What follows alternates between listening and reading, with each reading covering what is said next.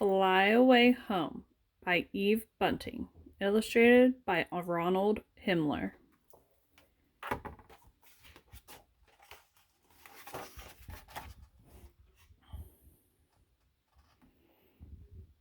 My dad and I live in an airport. That's because we don't have a home, and the airport is better than the streets. We are careful not to get caught. Mr. Slocum and Mr. Vale were caught last night. 10 green bottles hanging on the wall, they sang.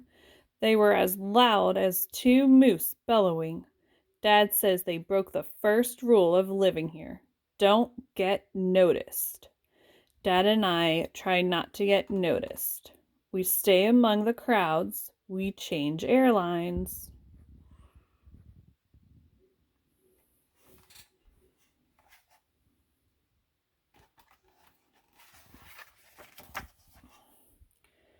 Delta, TWA, Northwest, we love them all, Dad says. He and I wear blue jeans and blue t-shirts and blue jackets. We each have a blue zippered bag with a change of blue clothes. Not to be noticed is to look like nobody at all.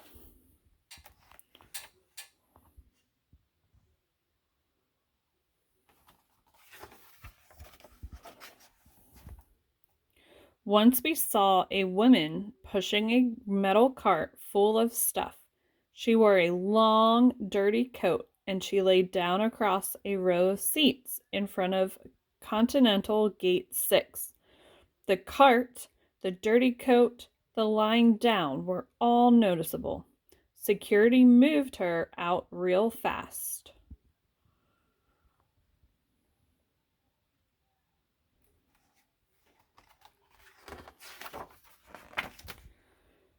Dan and I sleep sitting up. We use different airport areas. Where are we tonight? I ask. Dad checks his notebook. Alaska Air, he says, over in the other terminal. That's okay. We like to walk.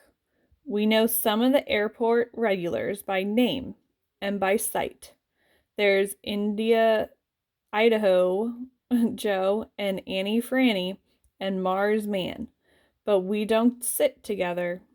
Sitting together will get you noticed faster than anything, Dad says.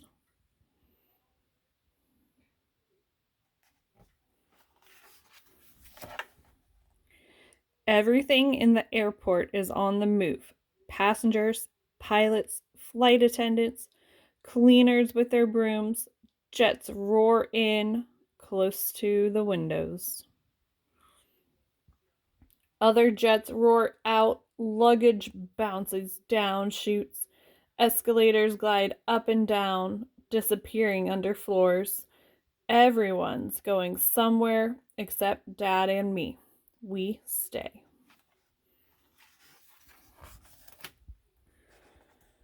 Once, a little brown bird got into the main terminal and couldn't get out. It fluttered in the high, hollow spaces. It threw itself at the glass, fell panting on the floor, flew to a tall metal girder, and perched there exhausted. Don't stop trying, I told it silently. Don't. You can get out. For days the bird flew around, dragging one wing, and then it found the instant when a sliding door was open and slipped through. I watched it rise. Its wings seemed okay. Fly, bird, I whispered. Fly away home. Though I couldn't hear it, I knew it was singing. Nothing made me as happy as that bird.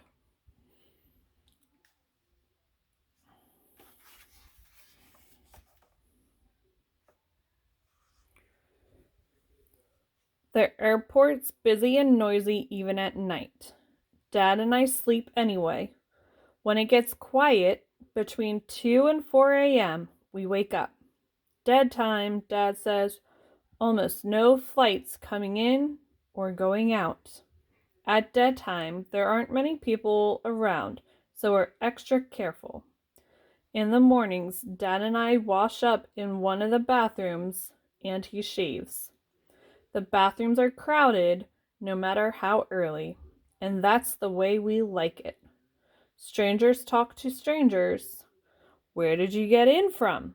3 hours our flight was delayed. Man, am I bushed. Dad and I, we don't talk to anyone.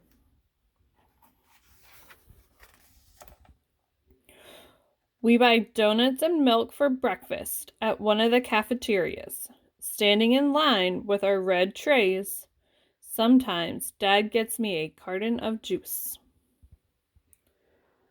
On the weekends, Dad takes the bus to work. He is a janitor in an office in the city. The bus fares $1 each way.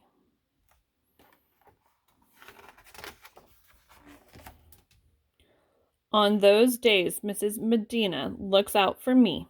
The Medinas live in the airport too. Grandma, Mrs. Medina, and Denny, who's my friend.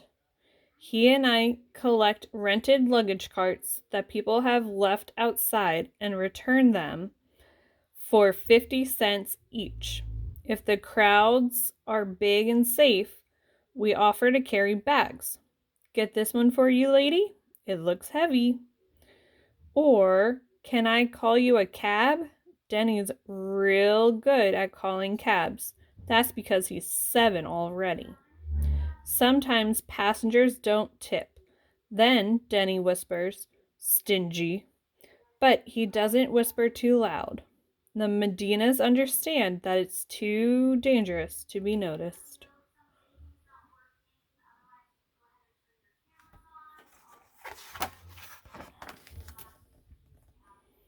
When Dad comes home from work, he buys hamburgers for us in the Medinas. That's to pay them for watching out for me. If Denny and I've had a good day, we treat for pie. But I've stopped doing that. I save my money in my shoe. Will we ever have our own apartment again? I asked Dad. I'd like it to be the way it was before Mom died. Maybe we will, he says.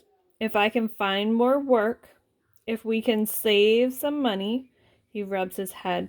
It's nice right here, though, isn't it, Andrew? It's warm, it's safe, and the price is right.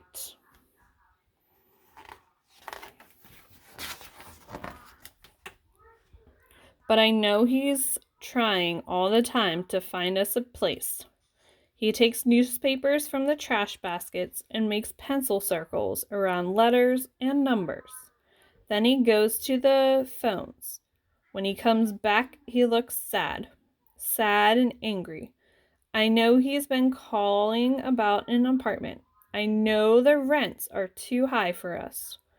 I'm saving money too, I tell him, and I lift one foot up and point to my shoe. Dad smiles. Attaboy.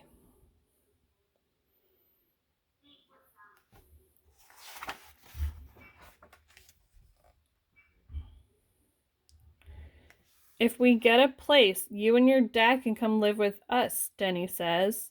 And if we get a place, you and your mom and your grandma can come live with us, I say.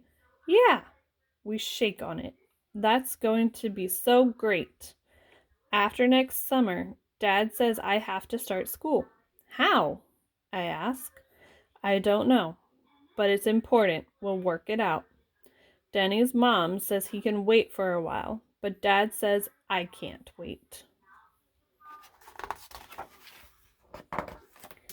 Sometimes I watch people meeting people.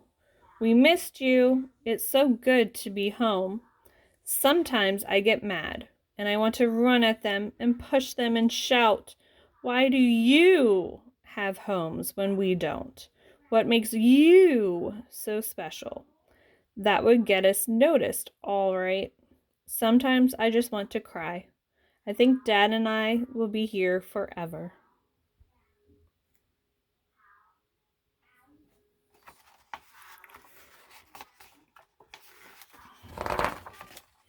Then I remember the bird. It took a while, but a door opened, and when the bird left, when it flew free, I know it was singing. The end.